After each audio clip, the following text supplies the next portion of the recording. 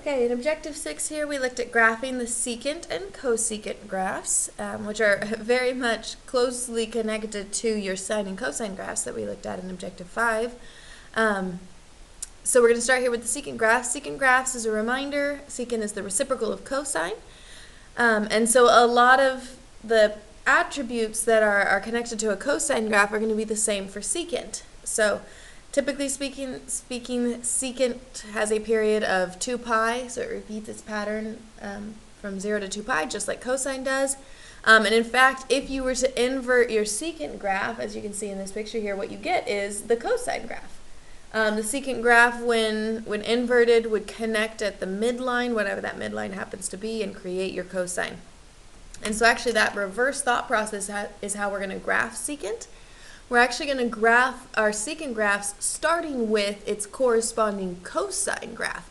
And we'll sketch that cosine graph very lightly on our graph, cut our cosine graph in half at the midline, and then invert the pieces, the different legs that we've created.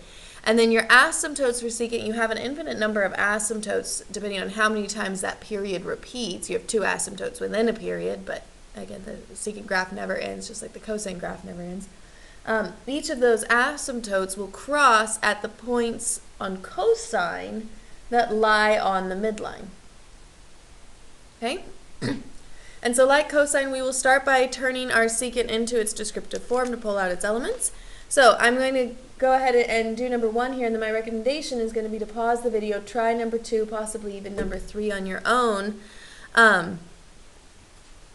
And then we're going to come back and we're going to look at naming domain and range after we do a couple of graphs of secant.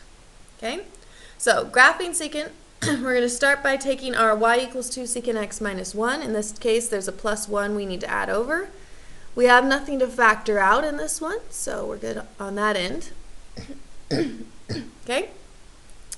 Now that we are here, we're going to start by pulling out our hk. Our h is 0. Now, because this is a cosine graph, remember when we were graphing cosine, we talked about the fact that cosine doesn't start at 0, 0. So while my k is -1, because cosine starts at 0, 1, we actually have to shift our starting point. Our starting point here is not going to be 0, -1. If I took this h and I plugged it into my cosine, or secant in this case, but if I plugged it in my cosine, I'd get cosine of 1, which is 1. I'm sorry, cosine of 0, which is 1. 1 times 2 is 2. And then subtracting that 1 over, we actually get that y equals 1. Or you could think of plugging your h in to your original function if you prefer that.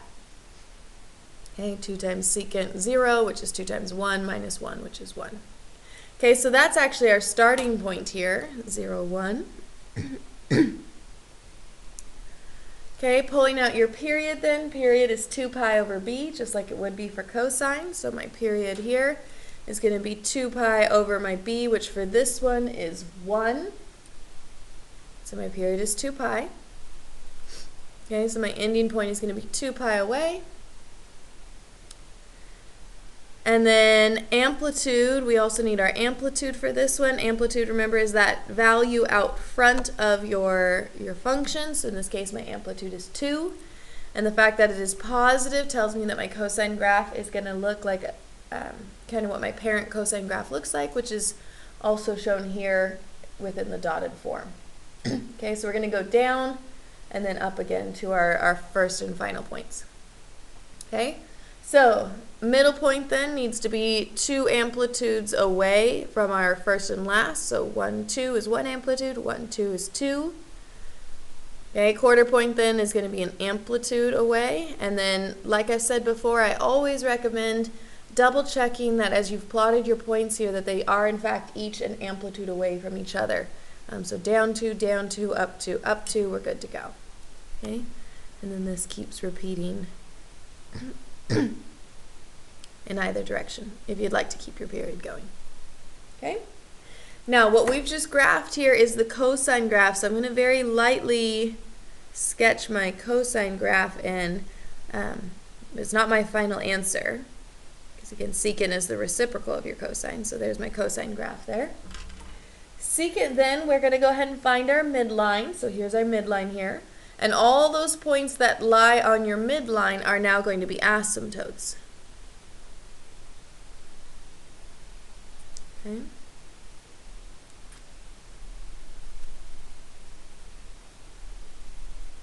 And one more. And then you're going to invert the different legs of these. And so this particular U here is going up. So we're going to turn it around, make it go down. This one's going down, so it's going to turn around, come up. Facing up, so it's going to go down. And facing down, so it's going to come up. And last but not least, facing up, and so it's going to turn around, face downwards. And there's our secant graph.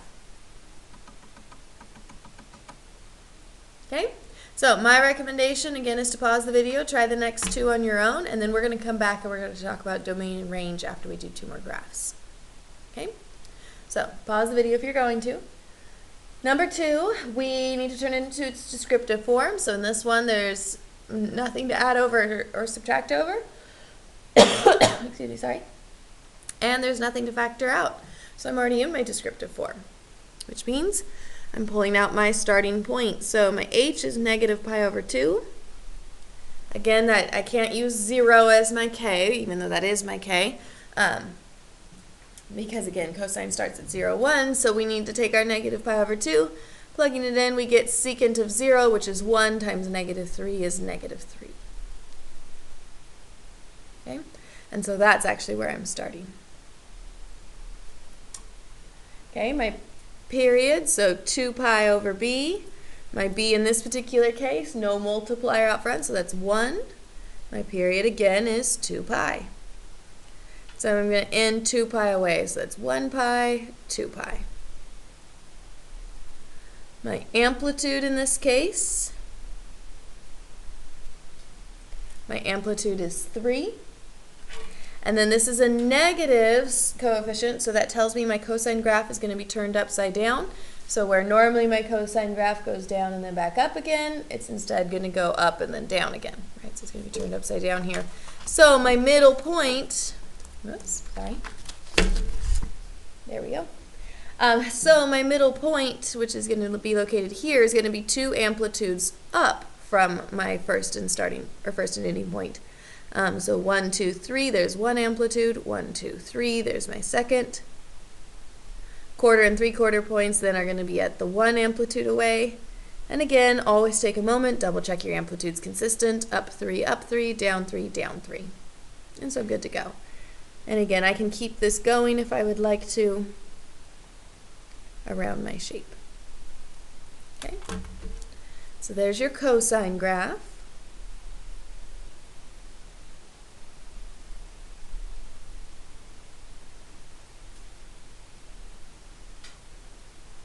Okay, and then secant. Secant again has asymptotes at each of the points that lie on your midline of cosine. So in this case, my midline's right there on the x-axis. And so all of those points that lie on the midline are now going to be asymptotes.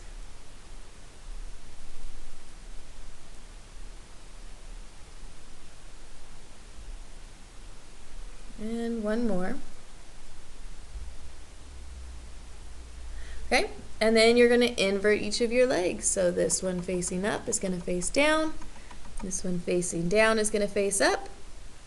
Facing up is going to face down. And facing down is going to face up. And you've got your secant graph. Okay? Okay, one more. If you haven't already, pause the video, give this last secant graph a shot on your own, and then restart it when either you are ready with an answer or are stuck and you need to hear the explanation. Okay? Okay, so translated form, descriptive form, we need to subtract the 1 over. Y minus 1 equals 2 secant. In this case, we do have something to factor out, so this is going to be x minus pi over 2. Okay, pulling out my hk, we pull out our pi over 2. Okay, again, would normally be 1 if this was a sine graph, but again, cosine's shifted, so taking the pi over 2, plugging it in, we get secant of 0, which is 1, times 2, which is 2, plus 1, which is 3. And so that's my starting point, pi over 2, 3. Okay, period, 2 pi over b, my b in this case is 2. So 2 pi over 2, which is a period of pi. And so my my ending of my secant is going to be pi away from that value, which is right here. So there's my last one. And then amplitude, to help me get my other 3 points. Amplitude in this particular case is 2. And so middle point going 2 amplitudes away, 1, 2, 1, 2. Quarter point and 3/4 points are going to be 2 amplitudes away. And then again, double check, down 2, up 2, up 2. So I kept my amplitude the same. Okay, and then again, you can keep this going as many times as you would like. I'm actually only going to do a couple here. So I'll maybe do those. Okay, and so there's your cosine graph. Which again, you could repeat this all the way across your graph if you want to. But I'll go ahead and stop there. Okay, and so then our midline here, all those points on my midline are now asymptotes.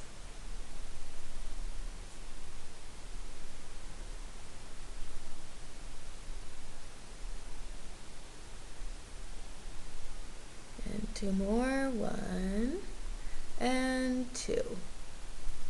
And then you are inverting each of your legs. So this one's going to go up, because it's normally face down. This one facing up is going to face down. Facing down is going to face up. And facing up is going to face down. Okay, and you've got your cosecant graph. I'm sorry, secant graph.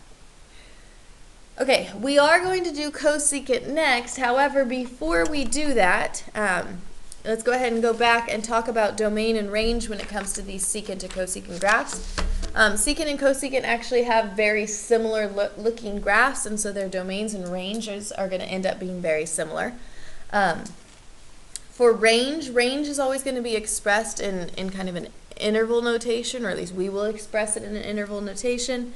So our range here will be from -infinity to whatever your breaking point happens to be, so some number there. And then you'll notice in your secant and cosecant graphs there will always be a space in the middle of your graph where there are no y values for those points.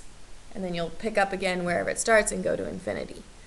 And so taking a look here and demonstrating this with number 1, okay, my range would be -infinity to, and this graph has y values all the way up to -3. And right here at -3, the graph breaks. And so I'm going to go ahead and stop at -3. And then it picks up again up here at 1 and goes all the way up to infinity. And that's your range. Okay?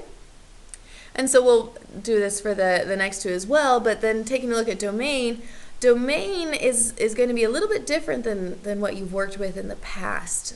So domain, because our graph has values for all x's except for at those asymptotes, what we end up with is a statement of what x cannot equal.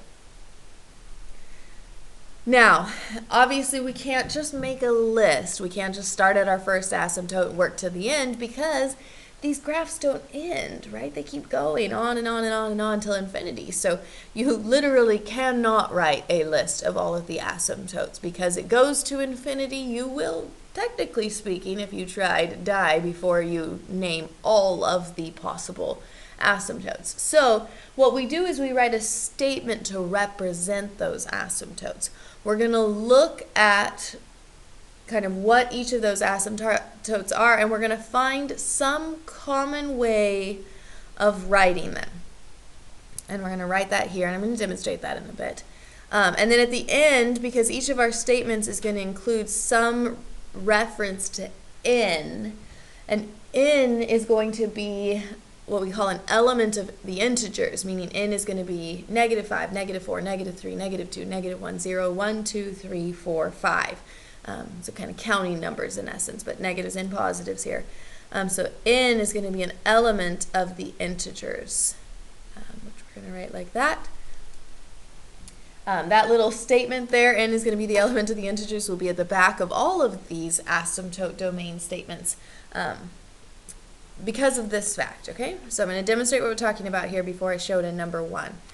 In a bit here, you're going to be getting a series of asymptotes from your graph. So say we have negative pi over 6, 0, pi over 6, pi over 3,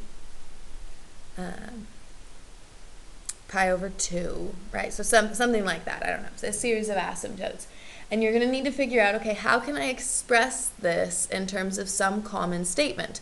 Well, the first thing that we're going to want to do is make sure that these are commons. So let's go ahead and find a common denominator here. So negative pi over 6, this one would be 0 over 6, pi over 6, 2 pi over 6, and 3 pi over 6 if we found a common denominator. So these are actually what our asymptotes are. And so how would we describe these asymptotes? Well, for most people, they would say, well, they're all the pi over 6s. Right, we have negative 1 pi over 6, 0 pi over 6, 1 pi over 6, 2 pi over 6, 3 pi over 6. If that graph kept going, we'd have 4 pi over 6, 5 pi over 6, etc. So it's all the pi over 6s. However, we aren't going to write that in words. What we're going to say is they are the pi over 6s, and then to write all of them, we are going to write in. And this is where, or the reason we need that in is an element of the integers statement, because that in is going to represent then all of those integer numbers, right? Your negative 1, your 0, your 1, your 2, your 3, etc. Okay? So when you want to say all of them, we just write in at the back. Okay? Now, sometimes you might be looking at this and you might see, oh, I don't know, we'll do 0, 2 pi, 4 pi, 6 pi, 8 pi, something like that, right? And so if you were looking to name these, again, you'd try to make them all common denominators. Well, they are already, so we're good to go there. So how would you describe these asymptotes? Well, most people would say these are all the even pi's. 0 pi, 2 pi, 0 pi, 2 pi, 4 pi, 6 pi, 8 pi. It would keep going. Theoretically, would technically go the other way as well. Negative 2 pi, negative 4 pi, etc. So we would say all the even pi's. Well, unfortunately, if I put pi and all like that, what I'm saying is all pi's. Right? Imagine if we put in our in as an element of integers here. Well, now when I plug in my 1, I'm going to get 1 pi, and 1 pi is not one of my asymptotes, and so this won't work for this. So we need to somehow figure out how can I modify this statement so that no matter what number I plug into in, I get an even value out. Okay, well, take a moment and think real quick. What does it mean to be even?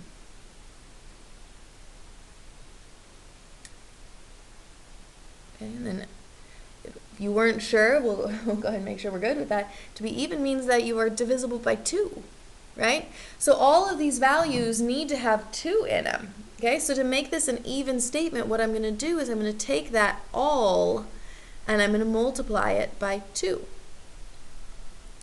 Because now, no matter what number, I should say, no matter what integer, remember n is an element of the integers, no matter what integer I plug in here, I will get an even value. If I plug in 1, I'm going to get 2 pi. If I plug in 2, I'm going to get 4 pi, 3, 6 pi, 4, 8 pi. Negative 1, negative 2 pi, right? And so if you're ever wanting to say even of something, we're going to use 2n rather than n, which is all of them. Okay? And then the final thing that you might see is something like this. So negative pi over 6, pi over 6, pi over 2, 5 pi over 6, 7 pi over 6, something like that, right, for your asymptotes. Okay, so finding the commonality, they're almost all common denominators. That's the only oddball, so let's go ahead and change it into its pi over 6. So we have 3 pi over 6. Okay, and so how would I describe these asymptotes? Well, most people would say they're all the odd pi over 6s, negative 1, 1, 3, 5, 7. Okay, again, if we write the pi over 6s and all of them, excuse me, what we get then are the evens as well. If I plugged in 2, who's an integer, well, I'd get 2 pi over 6, which is not one of my values here. is we need to figure out, well, how can I make that value an odd number? So go ahead and pause for a second and think, what does it mean to be odd?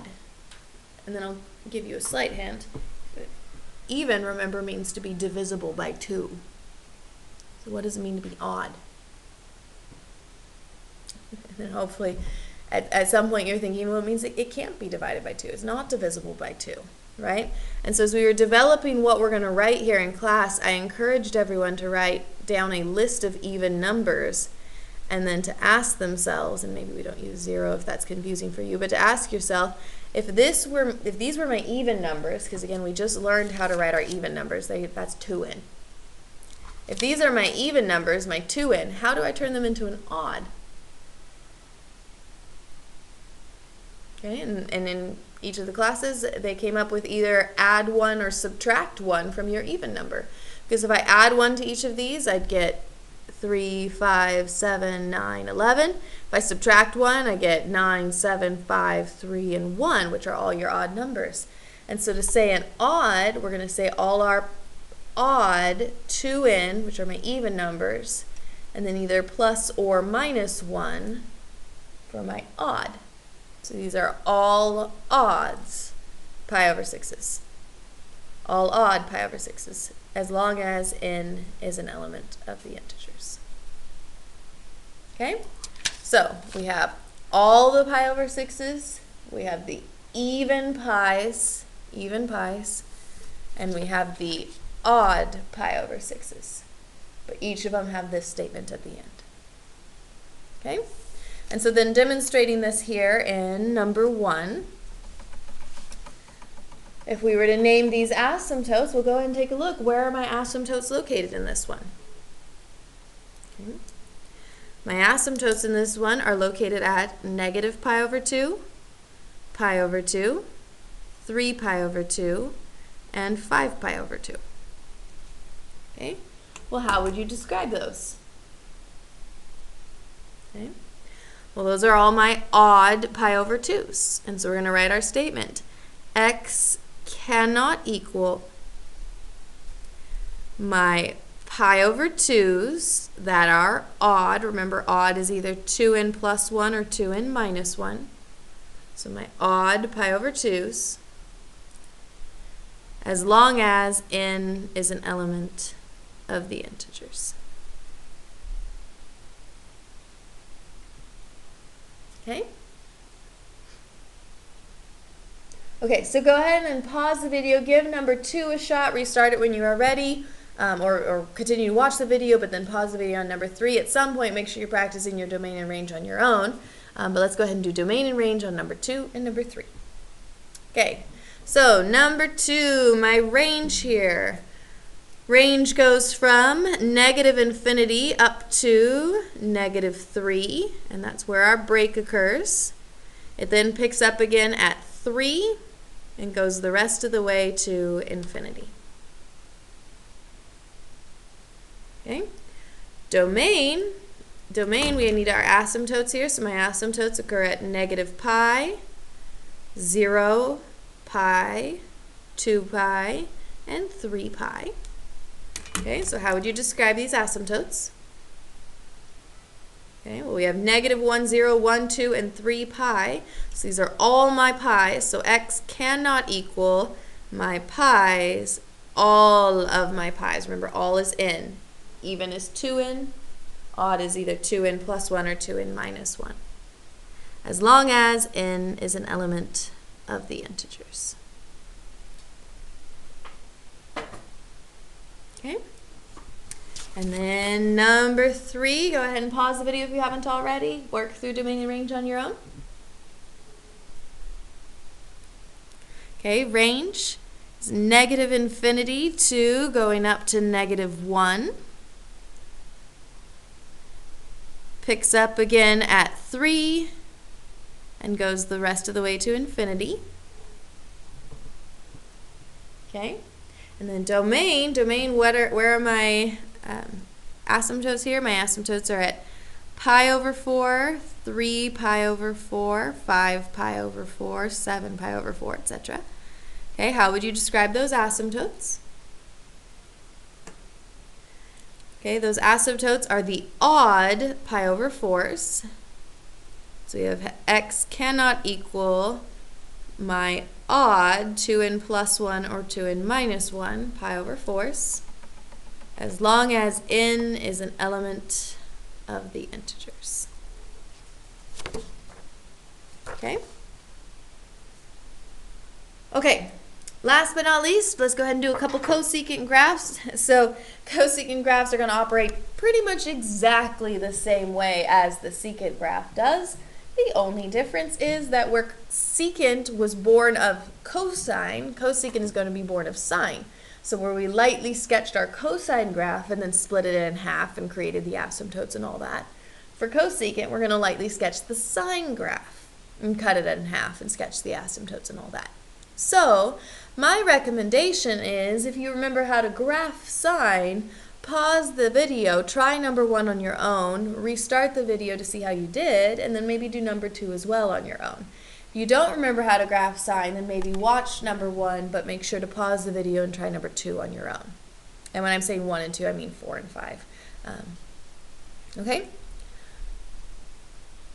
So here we go. Graphing these particular ones, we have our y equals negative cosine x minus 1. Okay, I do need to start by adding that 1 over to the other side. There's nothing to factor in this one. Okay, pulling out my starting point. My starting point in this case is 0, negative 1. The nice thing about sine is sine does start at 0, 0. So I can just pull out my HK like normal, 0, negative 1, and that's my starting point. Okay, my period, 2 pi over b. My b in this particular case is 1. So my period is 2 pi. So that's how far away I'm ending. Remember, with sine, your middle value is in line with your first and last. And so then for my quarter and 3/4, I need my amplitude. My amplitude in this particular function is 1. Now it is a negative 1, but that just tells me again that my sine is upside down. So where sine normally goes up and then down, right, or I should say is normally above the x-axis and then below the x-axis, a negative coefficient means my sine will be below and then above. Okay? So, amplitude of 1, my quarter point is going to be down 1. 3/4 point is going to be up 1. And again, always double check that your amplitude stayed the same. Down 1, up 1, up 1, down 1. Okay? And like cosine, you can keep this going for as many iterations as you would like in either direction. Okay? So, cutting this graph in half. Whoops, let me go ahead and sketch my sine graph here really quickly for those who want to see their sine.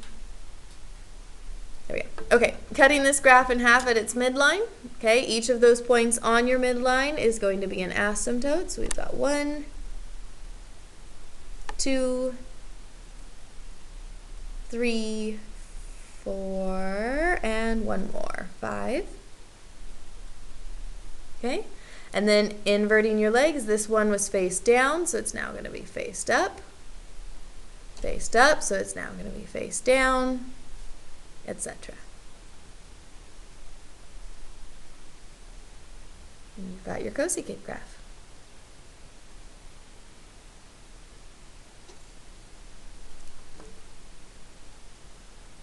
Okay.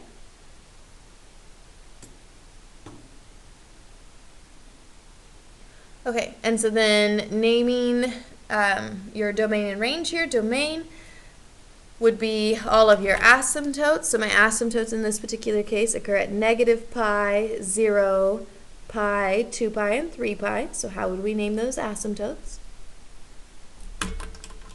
Well, those are all of your pi's. So this is x cannot equal my pi's, all of them, so just n, as long as, again, n is an element of the integers. Range goes from negative infinity up to negative 2, and then picks up again at 0 and goes to infinity. Okay? Okay, my recommendation, like I said before, pause the video, try this last one on your own, restart it when you have an answer or are stuck and need to hear an explanation. Okay? Okay, number 5, getting it into descriptive form. We don't have anything to add or subtract over, and the 2's already been factored out, so that's kind of handy. So we're good to go. Pulling out my HK, my H is pi over 2, my K is 0. Okay, your period, 2 pi over your B. In this case, B is 2, so my period is pi. So my ending point is going to be pi away. A middle point in between. And then 1/4 and 3/4 points, my amplitude in this particular function is 3. And so we're going up 3 and down 3 in either direction. And again, you can keep this going for a couple iterations if you would like, or stop there. Okay, and there's your sine graph. Okay, to turn it into a cosecant graph, we're going to go ahead and find that midline, drop our asymptotes through the middle points. Okay, so here's 1 asymptote, 2, 3, 4, and 1 more, 5. And then inverting your function, we construct our cosecant graph. So it's going to face down and this one up. Okay. Okay, range then. Range, we're starting at -infinity and we're moving up to -3. Picking up again at 3 and going to infinity. Domain, my asymptotes here are at pi over 2, pi, 3 pi over 2, 2 pi, 5 pi over 2. Okay. Now these ones are not all in common, so let's go ahead and turn these into our common ones. So pi here can be rewritten as 2 pi over 2. And 2 pi can be written as 4 pi over 2. And so how would you describe these asymptotes? Well, pi over 2, 2 pi over 2, 3 pi over 2, 4 pi over 2, 5 pi over 2 are all the pi over 2's. And so this is x cannot equal all your pi over 2's, as long as n is an element of the integers. Okay? And those are secant and cosecant graphs.